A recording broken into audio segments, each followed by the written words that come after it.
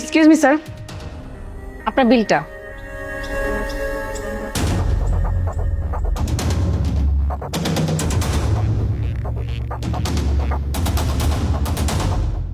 এই যে আপনার বিল।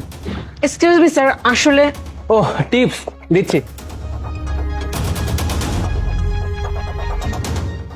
এই নিন। Excuse me sir.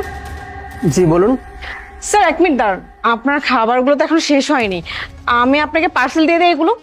আরে না না, এই খাবারগুলো পার্সেল করার কোনো দরকার নেই। যতটুকু খাবার খাওয়ার আমার দরকার ছিল ততটুকু খাবার খাওয়া শেষ। আপনি এক কাজ করুন, আপনি খাবারগুলো ফেলে দিন। স্যার একটু শুনে যান, আমি যদি খাবারগুলো ফেলে দিই এগুলো তো ওয়েস্ট হয়ে যাবে, খাবার তো এখনো রয়ে গেছে অনেকগুলো। আপনি একটু দাঁড়ান, আমি এখনই প্যাক করে নিয়ে আসি। আরে কি আশ্চর্য, এই খাবার পার্সেল নিয়ে আমি কি করব বলুন তো? আমার তো পেট ভরে গেছে তাই না? আর যতটুকু খাবার খাওয়ার দরকার আমি ততটুকু খেয়ে ফেলেছি। এই খাবারগুলো এখন আমি আর খেতে পারবো না। আপনি এক কাজ করুন, কথা না বাড়িয়ে খাবারগুলো ফেলে দিন, তাহলেই তো হয়ে যায়। আরে স্যার ওয়েস্ট কেন হবে, আপনি একটু দাঁড়ান, আমি এখনই প্যাক করে নিয়ে আসি, আমাকে 2 মিনিট সময় দিন। আর তখন আপনি বাসায় যেয়ে খাবেন যখন ইচ্ছে হবে। আর তা না হয় রাস্তায় কোনো ভিখারিকে দিয়ে দিবেন, কারো পেট তো ভরবে স্যার। আরে কি আশ্চর্য, বুঝলাম না আপনি শুধু শুধু আমার সময় কিল কেন করছেন?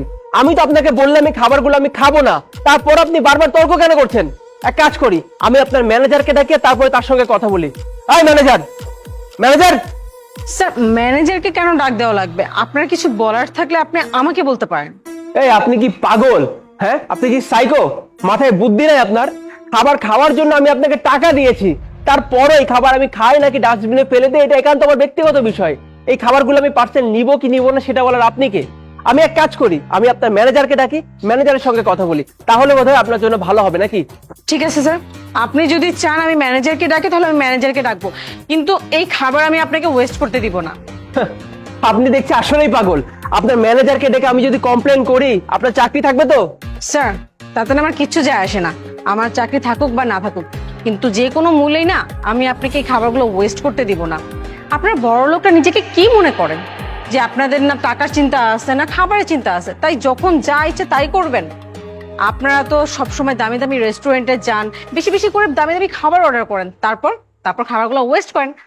আপনারা মনে করেন খাবারগুলোর জন্য তো আমি পে করছি, তাহলে আমার খাবার ডাস্টবিনে যাক বা ফেলে দেখ তাতে আমার কিচ্ছু যায় আসে না, তাই না স্যার? কিন্তু আপনি একটা দিনমজুরকে, রাস্তার ভিখারিকে, তাদের দিয়ে জিজ্ঞেস করেন যে খাবারের মূল্যটা কি। আপনি যখন একটা ভিখারিকে যে জিজ্ঞেস করবেন যে তোমার 2 মুঠো ভাত জোগাড় করতে কি করা লাগে, তখন সে আপনাকে বলবে তার কষ্টের কথাটা, যে 2 মুঠো ভাত জোগাড় করতে না তার মানুষের দুয়ারে দুয়ারে যে কান্নাকাটি করা লাগে, তারপরও দিনের পর দিন তাদের না খেয়ে থাকতে হয়, 1 মুঠো ভাত তাদের কপালে জুটে না। আরেকজন দিনমজুর, সে সারা দিন খাটে রোদ বৃষ্টি ঝড়ের মধ্যে, শুধু কিছু টাকা আয় করার জন্য, যাতে নিজের আর নিজের পরিবারের যে খাবারের চাহিদা সেটা মেটাতে পারে। তারপর দেখেন না, তার পরিবার কিন্তু ওই না খেয়েই থাকতে হয়। আর আপনারা, আপনার বড় লোকরা টেবিল ভর্তি খাবার অর্ডার করবেন দামি দামি, তারপর একটুখানি খেয়ে বলবেন যে আমার তো পেট ভরে গেছে, আমার তো আর খাওয়ার দরকার নেই। কিন্তু রাস্তার যে মানুষগুলো না খেয়ে থাকে না, তারাই বুঝে খাবারের মূল্যটা কি। আপনারা কোনোদিনও সেটা বুঝতে পারবেন না। থাক স্যার, বাদ দেন, আপনাকে এইসব কথা বলে তো কোনো লাভ নেই। আপনাদের মতন বড় লোকরা না কোনোদিন গরিবের কষ্ট বুঝতে পারবেন না, খাবারের মর্ম।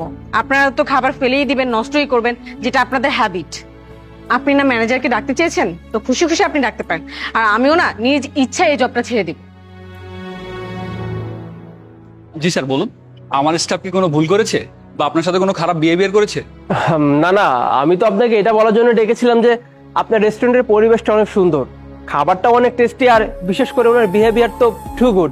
এক কথায় অসাধারণ আপনার রেস্টুরেন্টের পুরো এনভায়রনমেন্ট, এই জন্য আপনাকে ডেকেছিলাম।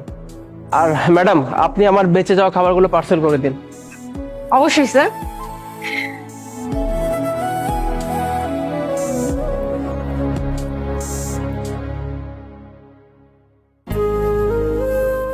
এই যে স্যার আপনার খাবারটা।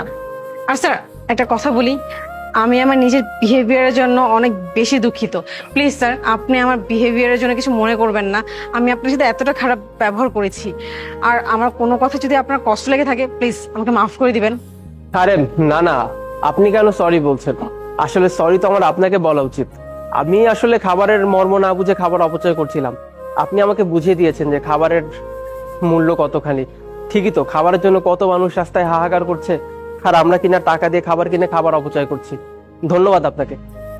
Thank you sir.